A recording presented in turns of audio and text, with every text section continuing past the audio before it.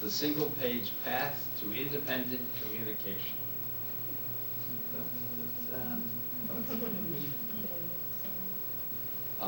Let's get a couple of close readers. You want to read? Sure. And Susan, you've already read it. You read.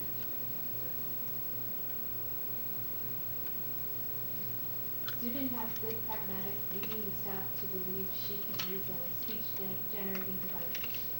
Okay, for those of you who are not in language SLPs or others, pragmatics refers to that branch of linguistics which studies interaction and things like turn-taking and what kinds of sentences, what function does the sentence perform? Is it a request? Is it a protest? Is it, and that's called functional analysis. Okay, the student has good, that's called pragmatics. And Joan Bruno took data at the Temple Summer Institute for 2 years. And it was for studying word strategy, which is very much like the Unity program we've been working with today. And what do you think was the best predictor of success? Grammatical knowledge, reading knowledge, IQ. Well, those were the three that I can remember, general overall IQ. What do you think was, or pragmatics? What do you think was the best predictor of success? It was pragmatics.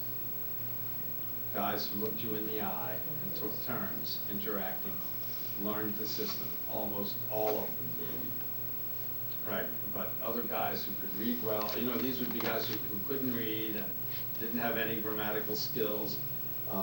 But pragmatics was the predictor that Joan found for those 2 years. And there were about 20 people took those tests, and we had pre and post tests and things like that.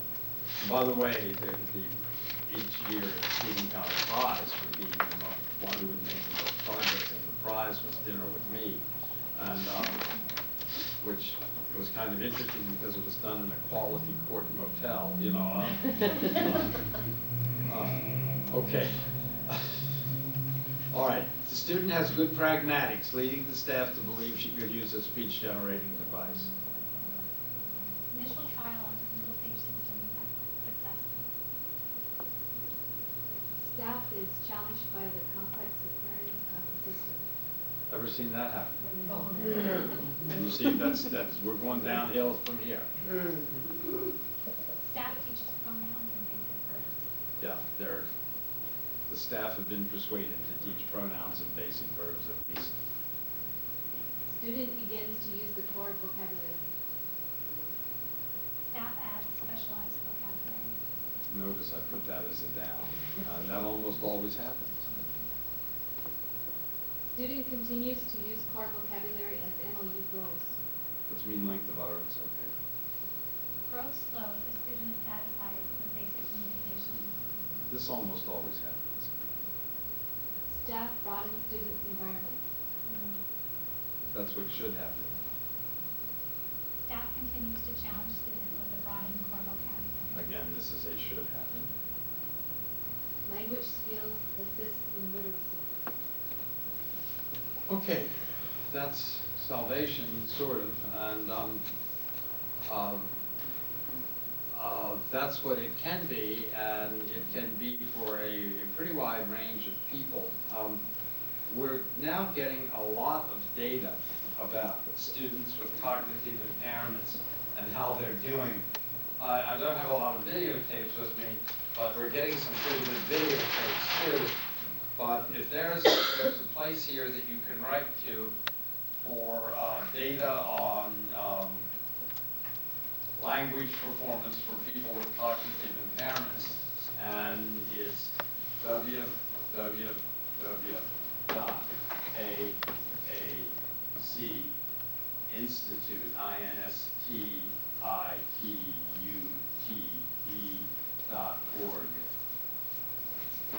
And we're thinking many of you should already know that because that's where you went to get AAC keys.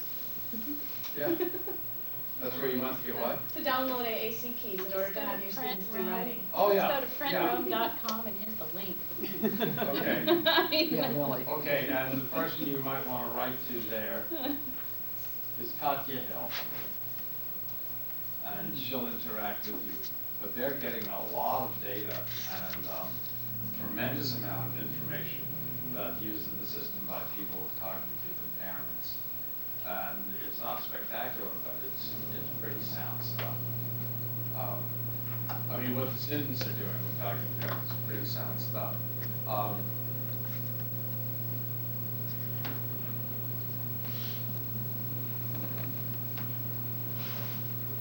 Richard Creech, who's an augmented communicator with a master's degree in speech pathology, doesn't have his C's. But Richard Creech said that the goal of AAC was to be able to say whatever you want to whomever you want in a timely way. Multi-page, multi-folder systems seem like an easy first step toward that goal, but they almost always invite more pages and more folders. As these systems grow to reflect language needs, they grow disproportionately complex, interrupt motor planning, and frustrate the goal of independent communication. The single-page systems appear more complex at first, but do not require reading, and through their stability are learnable physically and cognitively, because they grow simpler through use. And finally, single-page systems provide independent communication to a wide range of users at many cognitive levels. Now, the last part of what we're going to do, many people say that scanners need single-page systems, and I'm just going to say that scanning on a single-page system means dependent communication forever, because you know you've got to navigate down, and navigation for a scanner is very hard. It requires a teacher or someone there to get you to your page, and it requires then a page to be made for each occasion. And I want to talk a little bit. Would any of you like to see the problems of a 20-location scanning system? Would that be of interest to you? Sure. Well, I picked a good one. We've got a good one here. Okay.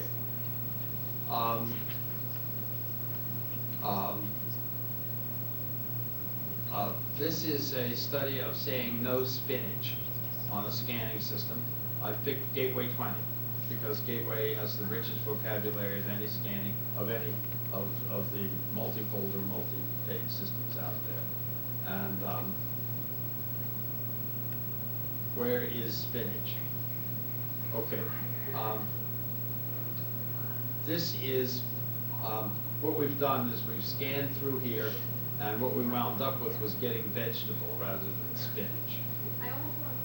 See, this is 20 locations. Now this looks simple, doesn't it? It's well laid out, has lots of good things. Now let's see. Okay.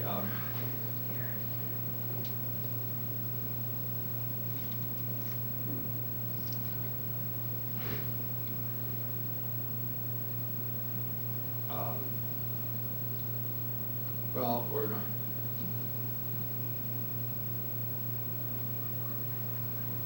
Okay, I'm going to put you in right into this place. We're going to look for spinach. Where do you think?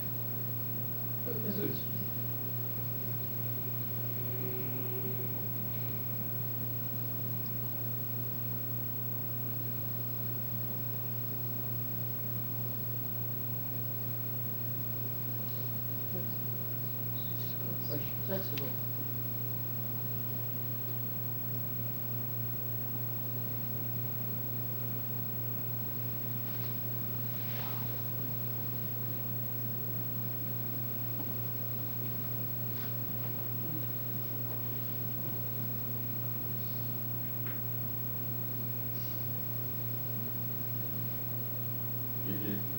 Do you know the difference between a folder and a page? Yeah. Folder and an item. These are folders, these are items.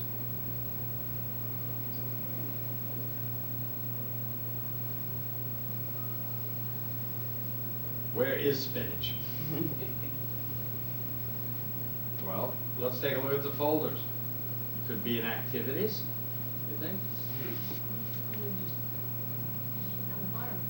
Well, actually, I believe I just do vegetable green. It's not in foods, we couldn't get it in No, foods. no, I'm saying say vegetable, then go to color and say green, because it sounds like it's gonna be really annoying to try to find spinach. Seriously annoying. Okay, so there's some problems here, and it's not gonna be in family, not gonna be in people, not going to be in actions, not gonna be in little words. Maybe places, is it a word that tells, what is that about? It's not in foods, maybe it's a thing, but it in fact is an activity. Now, what has happened here? Why in the world would a sophisticated clinician put spinach under activities? It's because to get you down to just 20 keys, you've got to collapse so many of your categories.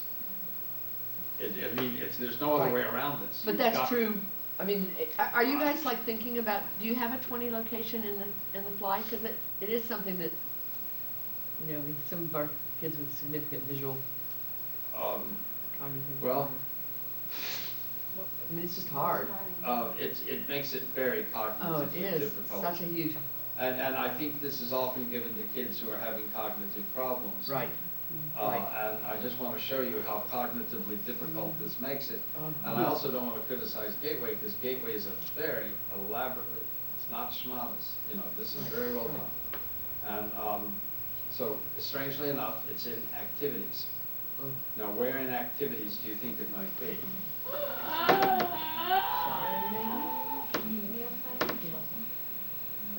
Mealtime, okay. Foods there. Oh, another food? More food? Food. Oh, we're back where we were. Oh, endless loop. So have they planted spinach? You see the guys in a grocery Farm? store,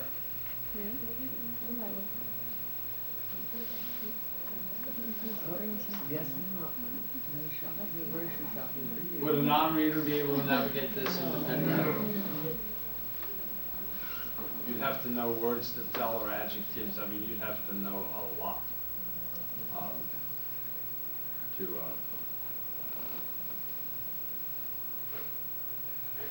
Okay. Back.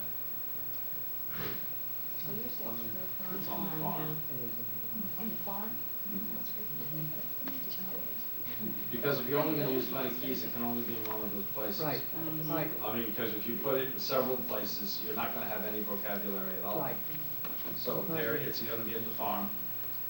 So you would really have to like spinach. Yeah, or not want spinach, I believe in this case. Yes, it was no spinach. Why couldn't that vegetable just have been What? on the food page? They've already made a vegetable pop-up, why did they just link it? On that first food pop-up, it said the word vegetables. Well, because you only have, no, here it is. But Yeah, you could have linked that from that first You word could that have said the same vegetables. pop-up. Which one? When you're in food, off the master page, when you go into food, But they it could probably- have just made vegetables a linking folder, and then just made that pop-up come up. Instead of saying the word vegetables. Okay, but suppose, you know, in food, suppose you wanted to say vegetable. You see, this is meant, you know, you're just saying sandwich, vegetable, cookie. You're not naming a bunch of different kinds, you know, of vegetables. You're just naming vegetable here. You're not naming all the different fruits here. You see, you could make this a pop-up and this a pop-up. And then the, you know, drinks, The meats will pop up. then, then you'd have this page filled with pop-ups. And then you'd be way down in pop-up village. And then you'd have to close the pop-ups back. I mean, I understand Joan's decisions on here. You know, this is the very rudimentary thing, and so